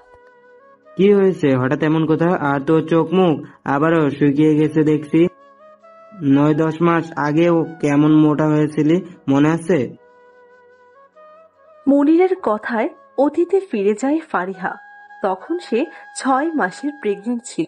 মনিরের সাথে কথা বলা কালীন বলছিল, ফারিয়া, তোকে কেমন জানি মোটা মোটা লাগছে। চোখ মুখ ফুলে গেছে নাকি? এমন হয়ে গেলি কিভাবে? কই, আমি তো ঠিক আছি ভাইয়া। তোমার পায়ের সাথে সাথে চোখও গেছে। ডাক্তারকে বলে দিও তোমার চোখের চিকিৎসা করে যেন, নয়তো এখানে এসে আমাকে চিনতে পারবে না। সব সময় এক লাইন বেশি বলিস কেন? ফোনটা কোথাও রেখে পুরোপুরি ভাবে ক্যামেরার সামনে আয় তো, মাথা থেকে পা পর্যন্ত দেখি। ফারিহা তখন চমকে উঠেছিল। পেট বড় হয়েছে। ভাইয়ের সামনে গেলেই বুঝতে পারত কত কষ্ট করে যে ম্যানেজ করলো সবটা। মনিরের ডাকে ওদিক থেকে বেরিয়ে আসে ফারিহা। হালকা হেসে বলে, আমি ঠিক আছি ভাইয়া। 2য় বর্ষের এক্সাম সামনে, এর জন্য টেনশনে শুকিয়ে গেছি। যাই হোক, তাড়াতাড়ি ফিরে আয়। আমি ফোন রাখলাম। শোন, মনিরের কোনো কথা ফারিহা শুনে না। ফোনটা রেখে কপালে হাত রেখে চোখ বন্ধ করে। আব্রাহাম তাকে বলে দিয়েছে আর 2 মাস পর এখান থেকে চলে যেতে হবে তাকে। এসব ভাবতে ভাবতে চোখে ঘুমের ভাব চলে যায়। হঠাৎ কপালে কারো ঠোঁটের স্পর্শ পেয়ে চোখ মেলে তাকায় সে। আব্রাহাম, তোমার প্রতি আমার আর মায়ার বাড়িও না প্লিজ। হুটহাট জড়িয়ে ধরা, কিস করা একদম বিরক্ত লাগছে আমার। তোমাকে ছেড়ে গেলে এসব মিস ও, করব। তুমি খুব ভালো ফারিহা। যদি কখনো বিয়ে করি তাহলে তোমাকে বিয়ে করব, কথা দিলাম। কিন্তু এই মুহূর্তে কোনো নারীর সঙ্গ আমার প্রয়োজন নেই। তোমার থেকে একটা জিনিস চাইলে দিবে? আসলে মূল্যবান কিছু না, তোমার কাছে সামান্য সেটা। কি বলো? সারাদিন ভেবে দেখি রাতে চেয়ে নিব। আব্রাহাম হালকা হেসে হৃদকে মাঝখানে শুইয়ে দেয়। ফারিহা কিছুক্ষণের মধ্যে ঘুমিয়ে পড়ে। ঘুম ভাঙে সন্ধ্যার কিছুটা আগে। ঘুম থেকে উঠে নামাজ পড়তে বসে। রাতের খাবার খাওয়া, নামাজ পড়া সব মিলিয়ে সময়টা কেটে যায়। এখন রাত 11টা। আব্রাহাম শুয়ে শুয়ে ফেসবুক স্ক্রল করছে। ফারিহা হৃদকে অন্য পাশে দিয়ে আব্রাহামের কাছে ঘেঁষে শুয়ে পড়ে। আব্রাহাম উঠতে গেলে ফারিহা বাধা দেয়। আব্রাহামের বুকে হাত রেখে বলে, তখন তোমার থেকে কিছু চেয়েছিলাম, মনে আছে? আমি এখন চেয়ে নেই, না করতে পারবে না, আগে প্রমিস করো। তবে হ্যাঁ, সারা জীবন থাকতে চাইবো না। সরে যাও আর হৃদকে মাঝখানে দাও। তারপর কি বলবে বলো, কি চাও দিব, এত প্রমিস করতে হবে না। আমি কথা দিয়ে কথা রাখি। না, প্রমিস করো। আব্রাহাম দাঁতে দাঁত চেপে ফারিহার কথা মতো প্রমিস করে। ফারিহা এবার আব্রাহামের খালি বুকে নাক ঘষে মুখের দিকে তাকিয়ে বলে, করো। এই 2টা মাস তোমার সঙ্গ চাই আমি। তোমার বুকে মাথা রেখে ঘুমাতে চাই, তোমার আদর নিতে চাই। এটা কি রাখবে না? হঠাৎ এমন চাওয়া? শেষ চাওয়া। আব্রাহাম টেনে ফারিহাকে নিজের সাথে মিশে নেয়। সকালে আব্রাহাম ঘন্টা 2 জন্য বাইরে যায়। ফারিহা এই সুযোগ কাজে লাগিয়ে আয়নের রুমে যায়। আজ সে আব্রাহামের অতীত সম্পর্কে জানবে বলে ঠিক করে। আয়নের রুমে গিয়ে সোফায় বসে। এই প্রথম সে আয়নের সাথে কথা বলবে। একই বাড়িতে থাকে অথচ কখনো কথা হয়নি। ফারিহা সালাম দিয়ে বলে, আব্রাহামের অতীত সম্পর্কে জানতে চাই আমি। বলো কি জানতে চাও? কেন ও মেয়েদের ঘৃণা করে? কেন আমার সাথে এমন চুক্তি করলো? 1 বছর পেরিয়ে গেল, তবু ওর মন জয় করতে পারি নাই আমি। এসবের কারণ কি? আয়ান হালকা হেসে মনকে রাজি করিয়ে নেয়। তার জন্য যদি তার বেস্ট ফ্রেন্ড এর সংসার টিকে তাহলে তো ভালোই হবে। তাই বলতে শুরু করে, শুরুটা আরো 10 বছর আগের। এসএসসির পরপর একটা মেয়ের প্রেমে পড়ে আব্রাহাম। মেয়েটাও কম না, দুজনকে অনেক ভালোবাসতো। আব্রাহামের পরিবার এসব বিষয়ে সবকিছু জানতো। মেয়েটা গরিব ফ্যামিলি ছিল, ইচ্ছে ছিল একজন ডক্টর হবে। আব্রাহাম প্রাণপ্রিয় প্রেমিকার কথা ফেলতে পারে না। ইন্টার শেষে মেডিকেল এক্সাম দিতে টিকে যায় মেয়েটি। সব পড়াশোনা খরচ আব্রাহাম বহন করে। সব ভালোই চলছিল, সমস্যা হয় অন্য জায়গায়। আব্রাহামের জিএফ যখন মেডিকেল এক্সাম দিচ্ছিল তখন আর একটা ছেলে ছিল যে প্রথম হয়ে চান্স পায়। তো মেয়েটাই সে ছেলেটার প্রেমে পড়ে যায়। আস্তে আস্তে আব্রাহামের সাথে মেয়েটার এতটা খারাপ সম্পর্ক হয়ে গেল যে আব্রাহামকে না জানিয়ে মেয়েটা সে ছেলেটাকে বিয়ে করে নেয়। মানে এত বছরের প্রেম কিভাবে ভুলে যায় মানুষ? কিন্তু তাই বলে আব্রাহাম এমন সিদ্ধান্ত কেন নেবে? সব মেয়ে তো এক না। কথার মাঝে কথা বলো না। আব্রাহাম ওর প্রেমিকার পা ধরে ফিরে আসতে বলে, কিন্তু ফিরে আসে না। তারপর থেকে আব্রাহাম মেয়েদের সহ্য করতে পারে না, ঘৃণা করে ও। এত ভালোবাসার পর যাকে পায়নি সে কেমন। আস্তে আস্তে আব্রাহাম একা হয়ে যায়। মেয়েদের থেকে নিজেকে দূরে সরিয়ে নেয়। বাসা থেকে বিয়ের চাপ দিচ্ছে তাকে, কিন্তু সে বিয়ে করবে না। তারপর থেকে এখানে আমরা দুজন থাকি। বুঝলাম, কিন্তু চুক্তির কারণ কি? বিয়ে করবে না তো করবে না, এমন নাটক করার মানে কি? অসহায়ত্বের সুযোগ কাজে লাগালো কেন? আর বাচ্চা নেওয়ার ভূত মাথায় চাপলো কিভাবে? সবার একটা কথা, বংশের মান রক্ষা করতে হবে। নাতি নাতনির মুখ দেখবে। আব্রাহাম এভাবে ঠকে যাওয়ার পর বাচ্চার দত্তক নিতে ভয় পায়। তাই সিদ্ধান্ত নেয় চুক্তির বিয়ে করবে, কারণ এতে বাচ্চাটা তো তার রক্তের হবে। রক্ত তো বেমানি করবে না। তারপর বাকিটা তুমি জানো। সংক্ষিপ্ত করে বললাম। এখন আব্রাহাম আসবে, নিজের রুমে যাও। ধন্যবাদ, তবে মনে হয় না আমি আব্রাহামের সাথে সারা জীবন থাকতে পারবো। আপনি একটু ওকে বুঝিয়ে বলুন। অনেক বলেছি, লাভ হয়নি। হৃদকে ছাড়া আমি কিভাবে থাকবো? আমি তোর মা। অনেক বলেছি আমি, কিন্তু ও মানতে নারাজ। সংসারও করতে চায় না। তবে একটা সিক্রেট কথা বলতে পারি তোমাকে। সেটা জানার পর অবশ্য আমিও অবাক হয়েছিলাম। আব্রাহাম তোমাকে ভালোবাসে, অভিমানে মিশে আসো তুমি ওর ওর অভিমানে তুমি মিশে আসো, তোমার প্রতি ওর অনেক অভিমান। আব্রাহাম আমার কাছে কি বলেছে জানো? আয়ানের কথা শুনে ফারিহা অবাক হয়। আব্রাহাম তাকে ভালোবাসে, এটা যেন অবিশ্বাস্য। তুমি ভালো, কিন্তু টাকার লোভে বাচ্চা দিতে রাজি হয়েছো, এটা ওর খারাপ লাগে। ও ভাবে তুমিও বেইমান। কি মানে আমি বেইমানের কি করলাম? আর টাকার লোভ আব্রাহাম আমাকে দেখায়নি এমনি এমনি। আমি বিপদে ছিলাম, সেটা কাজে লাগিয়েছেন আপনারা, আর এখন সব দোষ আমার। ও তাই বলে বাচ্চাকে রেখে যেতে মায়া হবে না? কেন টাকা যেন বাচ্চা দিতে রাজি হলো? বাবা মা মরা ভাইটা আমাকে মানুষ করেছে, তাকে চোখের সামনে মরে যেতে দেখতাম? আব্রাহাম এটা বুঝতে চায় না, তবে তোমার প্রতি ও দুর্বল। দেখো 2টা মাস তোমার হাতে আছে, যদি পারো নিজের করে নাও। ফারিহা কিছু বলতে যাবে, তার আগে গাড়ির আওয়াজ পেয়ে নিজের রুমে চলে যায়। আব্রাহাম এখন বাড়ি আসবে। ফারিহা চোখ বন্ধ করে ভাবতে থাকে বিয়ের প্রথম দিনের কথা, যেদিন সে এখানে প্রথম এসেছিল। আব্রাহাম বিকেলে কাজী নিয়ে এসে 3-4 জনকে সাথে নিয়ে বিয়েটা কমপ্লিট করেছে। ফারিহা তো ভেবেছিল বিয়ে ছাড়া চুক্তিপত্র নিয়ে সংসার করতে হবে তাকে, কিন্তু না, আল্লাহ সহায় ছিল, সেই কারণে বিয়ে করে পবিত্র বন্ধনে আবদ্ধ হয়েছে তারা। কিন্তু এতেও লাভ নেই, চুক্তি হিসেবে 1.5 বছর পর আলাদা হতে হবে তাদের। চুক্তিতে আরো লেখা আছে, আলাদা না হলে পুনরায় বিয়ে করে ঘর তুলতে হবে। এসব ভাবতে ভাবতে ফারিহা চুপচাপ হৃদের পাশে শুয়ে পড়ে। হৃদের বুকে হাত দিয়ে বুঝতে পারে জেগে আছে। ফারিহা ভ্রুকুচকে বলে, বাপের কিছু ছাড়ে নাই। আরে বেটা, তুই তো একটু মা পাগল হতে পারিস, যাতে তোর বাপ আমাকে রেখে দেয় তোর জন্য, কিন্তু না, উনি বাপ পাগল। তখন আব্রাহাম রুমে আসে, ফারিহার কথাটা শুনতে পায়। ভ্রুকুচকে বলে, আমার ছেলের কাছে আমার নামে কুমন্তব্য করা হচ্ছে নাকি? লাভ নাই, ছেলেটা আমার, তাই যত যাই বলো না কেন হৃদ সোনা আমার কাছেই থাকবে। আব্রাহাম ভালোবাসেন আমাকে? আব্রাহাম কথা শুনতে পেল কিনা ফারিহা বুঝতে পারে না। আব্রাহাম জামা কাপড় নিয়ে ওয়াশরুমে ঢোকে। ফারিহা বিরক্ত নিয়ে উঠে বসে, হৃদকে কোলে নিয়ে বেলকুনিতে যায়। বাইরে হালকা বাতাস বইছে। আব্রাহাম একদম গোসল করে বের হয়। বিছানায় তাকিয়ে হৃদকে না দেখে বেলকুনিতে তাকায়, হাতে তোয়ালে নিয়ে বেলকুনিতে যায়। এখনো গরম পড়ে নাই পুরোপুরি ভাবে, আর তুমি হৃদকে নিয়ে বেলকনিতে আসছো কেন? বেশি বোঝো কেন? হৃদের ঠান্ডা লেগে যাবে, গোসল করে আসো তুমি। আমি হৃদকে গোসল করাই দেই আজকে। হৃদ আজ আমার সাথে গোসল করবে, দাও। ফারিহা হা হয়ে আব্রাহামকে দেখে। আব্রাহাম সেদিকে পাত্তা না দিয়ে হৃদকে গোসল করাতে নিয়ে যায়। গোসল করে হালকা খাবার খাইয়ে নেয়, সাথে হৃদকেও খাবার খাইয়ে দেয়। তারপর দুজনে শুয়ে পড়ে। আব্রাহাম চোখ বন্ধ করেছিল। ফারিহা আব্রাহামের এসব কাণ্ড দেখে বিরক্ত হয়। ঘুমিয়ে পড়েছে দেখে পাশ থেকে ফল কাটা ছুরি নেয়।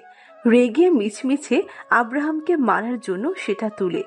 ভাবে এমন করলে যদি নিজের রাগ কমে, কিন্তু মারতে যাওয়া মাত্র আব্রাহাম চোখ খুলে লাফিয়ে ওঠে। আব্রাহাম অবাক হয়ে বলে, ফারিহা, তুমি আমাকে খুন করতে চাচ্ছ? এতদিন কালসাপ বাড়িতে পুষে রেখেছি আমি। বাহ বাহ, আসলে মেয়েরা বেইমান, নিজের স্বার্থ হাসিল হলে আর সেই ব্যক্তিকে দেখে না যে তাকে সফল হতে সাহায্য করেছে। কি? তুমি আমাকে ভুল বুঝতেছো, আমি তো জাস্ট মজা করছিলাম। নিজের চোখকে অবিশ্বাস করতে বলছো? তোমার উপর রেগে আছে সেজন্য এমনি মারার মতো করে হাত তুলি। প্লিজ ভুল বুঝো না আমাকে। থাক, এসব নাটক আর করতে হবে না। মেয়েদের বিষয়ে ভালোভাবে জানা আছে আমার। হ্যাঁ, মেরে দিও। এমন বেইমানি আর ছলনা নিয়ে বাঁচতে চাই না। আমি তোমার হব না দেখে এমন করছো, কিন্তু ভেবেছিলাম তোমাকে নিজের সাথে রাখবো, হৃদের জন্য না, আমার জন্য। কিন্তু না, কখনো তোমাকে রাখার সিদ্ধান্ত নিব না। 2 মাস সময় তোমার কাছে, নিজের সব গোছাতে শুরু করো। 2 মাস পর এই শহরে তোমাকে দেখতে চাই না।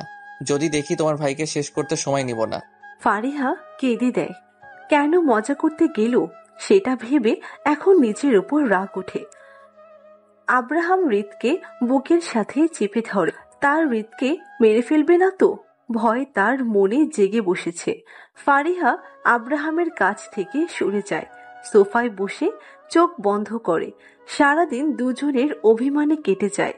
রাতে ঘুমানোর সময় ফারিহা আব্রাহামের পাশে ঘুমাতে গেলে আব্রাহাম রেগে বলে, আমাকে ছোঁয়ার চেষ্টা করবে না কখনো। ঘৃণা করি আমি তোমাকে, তোমার মতো মেয়েদের। আমার থেকে দূরে থাকো। হৃদকে মাঝখানে দাও, নয়তো কি করি ভাবতে পারতে না। আব্রাহাম প্লিজ, বেশি বুঝতে যাচ্ছ কেন? তোমাকে মারার হলে রাতে মারতে পারতাম। আমি এমনি মজা করছিলাম। বেশি বুঝতে চাও কেন? ভালোবাসি তোমাকে আমি। আব্রাহাম প্লিজ, রেগে থেকো না আর। এমন করছো কেন? তুমি ছোট বাচ্চা না, সব বোঝো, তবুও এমন করে আছো কেন? আমার কথা শোনো। কথা কানে যায়নি? মনির কি দেশে ফিরতে চাই, নাকি পার্মানেন্ট ভাবে ওখানে থাকার ব্যবস্থা করে দিব, কোনটা? ফারিহা ছলো ছলো চোখ নিয়ে আব্রাহামের দিকে তাকায়। ছেলেটা তো জেদি কেন? একটুও ওকে বুঝতে চায় না। ফারিহা অন্য পাশ ফিরে শুয়ে পড়ে। এভাবে কেটে যাচ্ছে সময়। হৃদ এখন পুরোপুরি বাবার ভক্ত। মা ছাড়াও এখন থাকতে পারবে। কেটে গেছে এর মাঝে 2 মাস। রাতে ফারিহা শুয়ে আছে। ফারিহার বুক ধুকবুক করা শুরু হয়েছে। আব্রাহাম নিজে তার জন্য অন্য একটা শহরে বাসা ভাড়া করেছে। এই শহর ছেড়ে তাকে যেতে হবে। আব্রাহাম তার কথায় অটল। অথচ ফারিহা ভাবছে আজ আব্রাহাম তাকে বাধা দিবে, সারা জীবনের জন্য তাকে নিজের কাছে রাখবে। এসব ভাবছিল, তখন আব্রাহাম এসে বলে, গাড়ি চলে এসেছে আর মনির দেশে আসবে আজ। রেডি হইছো? এখন চলো এগিয়ে দিয়ে আসি। তোমাকে এই শহরে যেন কখনো না দেখি। ভুলে যাবে হৃদের কথা। আজ থেকে তুমি আগের মতো সিঙ্গেল, তুমি বিবাহিত, এটা কেউ জানবে না। আব্রাহাম, তোমার কাছে রেখে দাও আমাকে। তোমার কাছে থাকতে চাই সারা জীবন। তোমার কেয়ারিং, ভালোবাসা সব নিয়ে বাঁচতে চাই আমি। তোমাকে না পেলে আমি মরে যাব। না, নাটক শেষ, তাহলে যেতে পারো। তোমার ছেলের মা না হয়ে ওর কাজের লোক করে রাখো আমাকে প্লিজ। ওকে ছাড়া কিভাবে থাকবো আমি? আমি তোকে জন্ম দিয়েছি। পা ছাড়ো, আমার কিন্তু বিরক্ত লাগছে এসব। এমন নাটক পছন্দ না আমার। ফারিহা আব্রাহামের পা শক্ত করে ধরে। আব্রাহাম পা সামনে এগিয়ে যেতে পারছে না। ফারিহা পা ধরে কেঁদে কেঁদে বলছে, আব্রাহাম, দয়া করো আমার উপর। কখনো তোমার বউ হওয়ার চেষ্টা করব না, হৃদের মা হব না। ওর তো দেখাশোনার জন্য একজন প্রয়োজন, তাই না? তোমার দাসী হয়ে থাকতে চাই আমি। আমি মা বাবার সাথে থাকবো।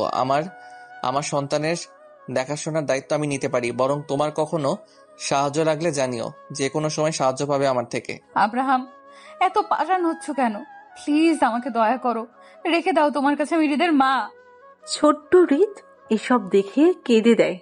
ফারিহা আব্রাহামের পা ছেড়ে উঠে হৃদকে কোলে নিতে চায়, কিন্তু আব্রাহাম সরে যায়। অতিরিক্ত চিন্তায় ফারিহা সেখানে সেন্সলেস হয়ে পড়ে। যখন জ্ঞান ফিরে তখন নিজেকে অন্য এক শহরে আবিষ্কার করে। এই অবস্থায় তাকে আব্রাহাম গাড়িতে উঠিয়ে দিয়েছে। তারপর নিজে এসে ফারিহাকে রেখে গেছে। ফারিহা এখনো কেঁদে যাচ্ছে। কই থেকে কি হয়ে গেল? আব্রাহাম এতটা জেদি বুঝে উঠতে পারেনি সে। রাত লেগে এসেছে। মনির বারবার ফোন দিচ্ছে ফারিহার কাছে। ফারিহা ফোন রিসিভ করে কিছুক্ষণ কথা বলে। মনির চলে এসেছে বাংলাদেশে। ফারিহা ফ্রেশ হয়ে নিজেকে পরিপাটি করে, পেটে হাত দিয়ে কিছুক্ষণ বিড়বিড় করে। অপরদিকে আব্রাহাম, তুই কাজটা মোটো ঠিক করিসনি। মেয়েটি তোর কাছে ভিক্ষা চেয়েছে থাকার জন্য, অথচ তুই ওকে বাড়ি থেকে বের করে দিলি। হৃদ কি সত্যি মা ছাড়া থাকতে পারবে? কিছু মা বাচ্চা জন্ম দিতে গিয়ে মারা যায়, সেই সন্তান কি মা ছাড়া বড় হয় না? এসব বিষয়ে কথা বলতে চাই না। মা বাবার সাথে থাকছি আজ থেকে। তুই পাষাণ। মেয়েটা তোর পায়ে পড়তে দ্বিধাবোধ করেনি। আমিও একসময় কারো পায়ে পড়েছিলাম, তখন সে ফিরে তাকায়নি।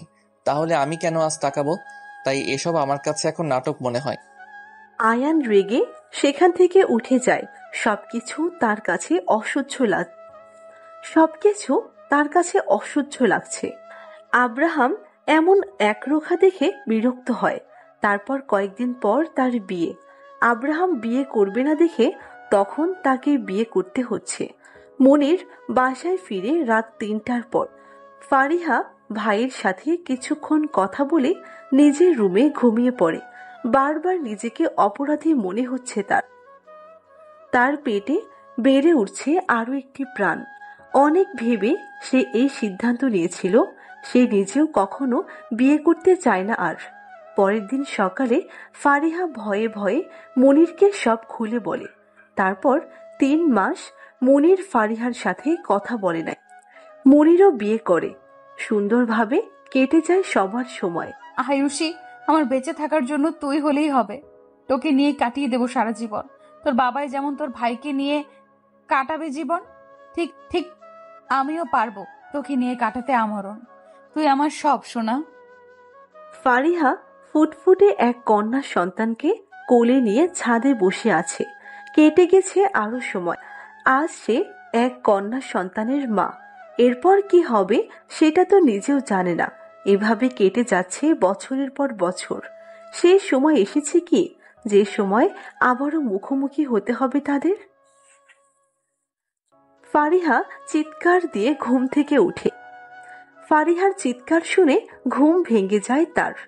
রুমের লাইট জ্বালিয়ে ফারিহার দিকে তাকায়। থেকে থেকে ফুপিয়ে কেঁদে উঠছে মেয়েটা।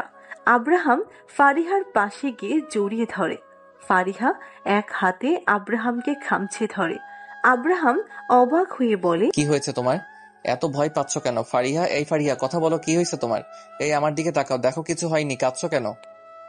ফারিহা আব্রাহামের দিকে দেখে একবার। সে নিজের বেডে আছে আর এখন রাত। ঘড়িতে কয়েকবার চোখ বুলায়। বেশ কিছুক্ষণ আব্রাহামকে পরখ করে সে। তারপর ভাবে সে এতক্ষণ স্বপ্ন দেখছিল। এবার ফারিহা আব্রাহামের একদম কাছে গিয়ে বলে, আব্রাহাম, আমাকে ছেড়ে দিবে না তো তুমি? আমি তোমাকে ছাড়া থাকতে পারবো না। হৃদের জন্য আমাকে রেখে দাও প্লিজ। আমি সত্যিই তোমাকে ভালোবাসি। আমি ইচ্ছে করে তোমাকে মারতে চাইনি। আচ্ছা বাবা, সেটা নিয়ে ভাবতে গেছো কেন? সরি কালকের জন্য।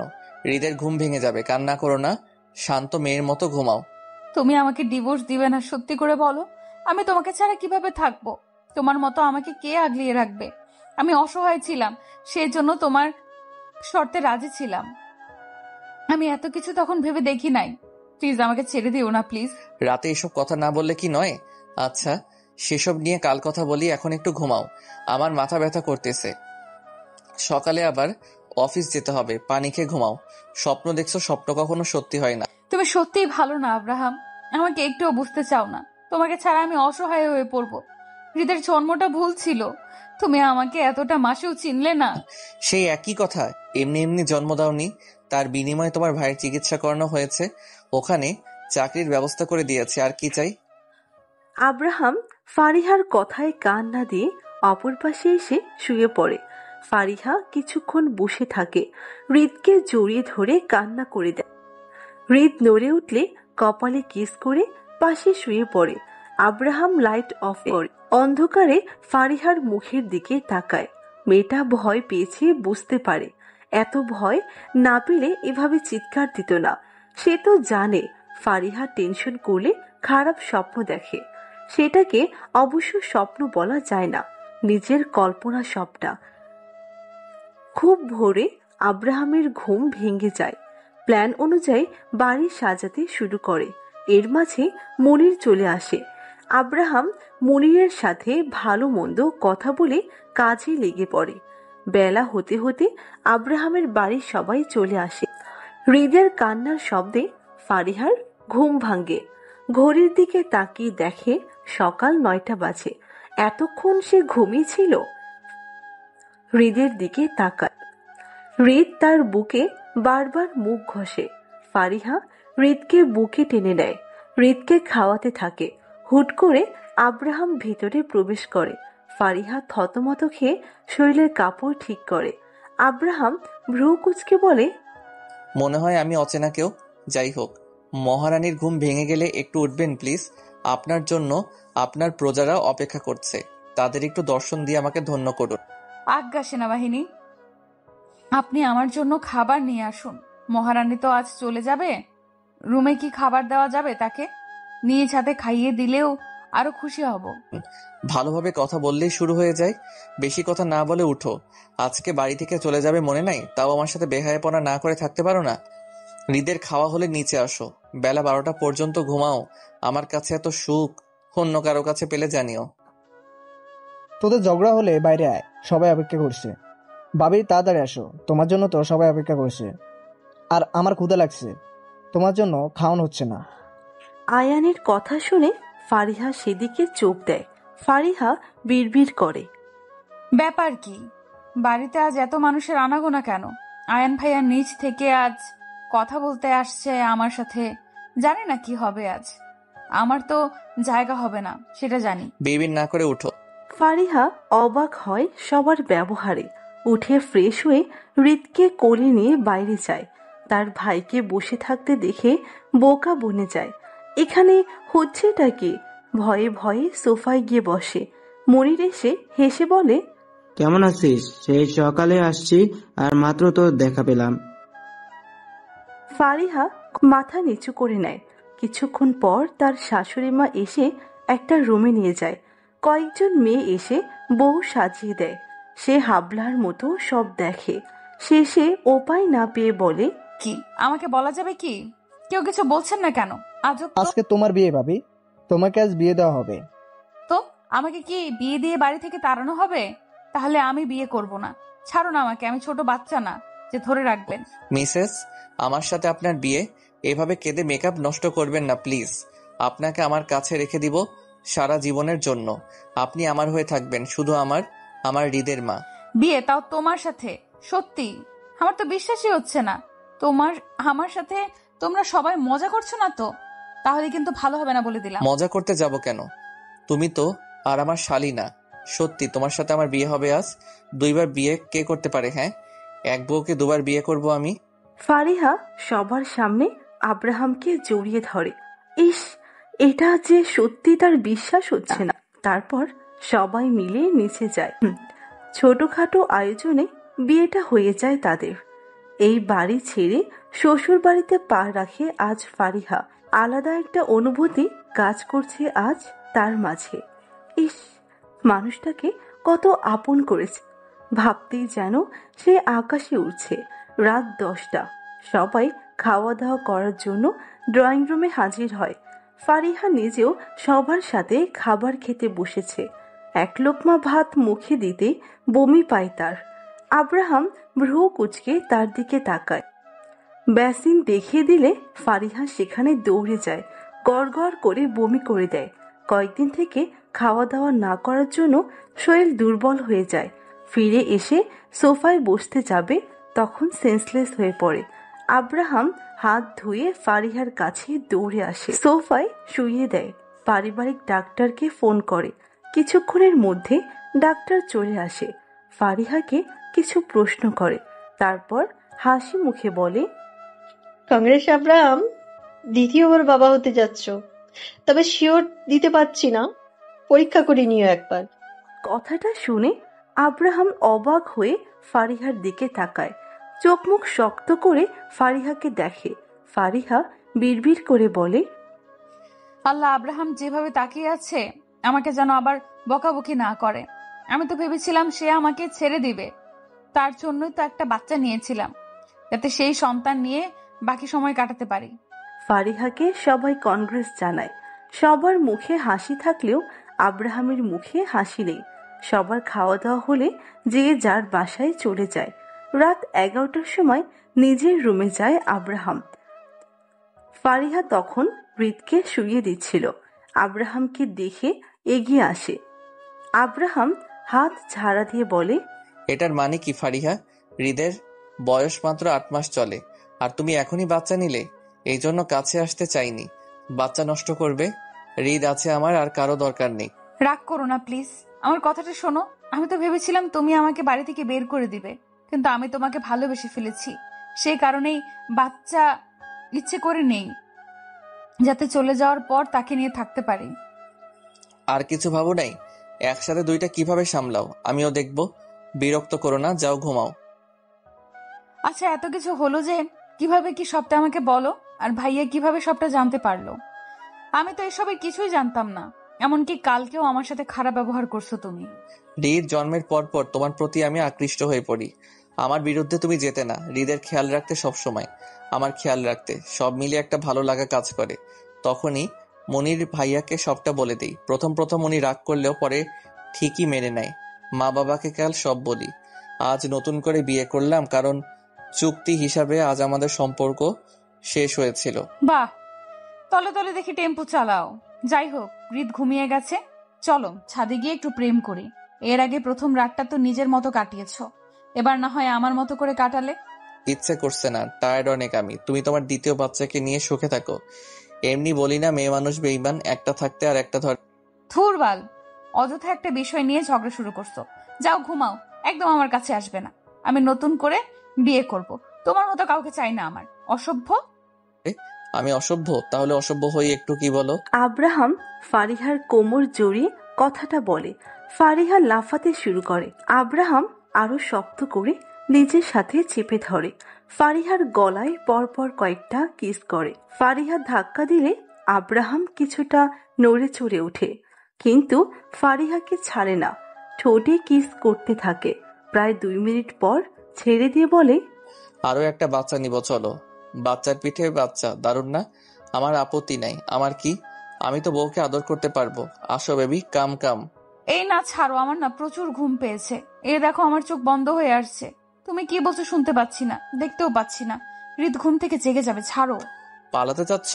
ফারিহা মাথা নাড়িয়ে হ্যাঁ বলে। আব্রাহাম খিলখিল করে হেসে ওঠে। ফারিহা নিজেও হেসে ফেলে। আব্রাহাম ফারিহাকে কোলে নেয়।